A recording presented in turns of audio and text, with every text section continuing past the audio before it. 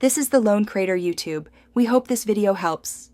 You start by opening the document and saving a quick backup so changes are reversible. Next, decide the header scope. Apply to the whole document, first page only, or different odd and even pages, because that choice changes setup. Make sure your content is ready. A concise title, any page number style, and a small logo image if you plan to include graphics. Once done, switch to the insert or header tools to begin adding the header immediately.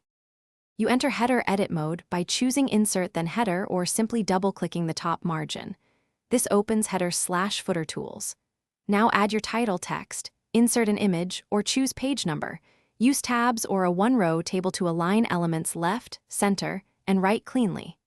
Format fonts and sizes for readability, adjust spacing, and apply consistent styles via the design ribbon. Make sure to check different first page or different odd, and even when needed before closing the header. You finish by closing the header and previewing the document in print layout or print preview to confirm appearance across pages. If page numbers or header content behaves unexpectedly, inspect section breaks and toggle link to previous in header/footer tools so sections don't inherit unwanted headers. When satisfied, export to PDF or print a test page to ensure fonts and images embed properly.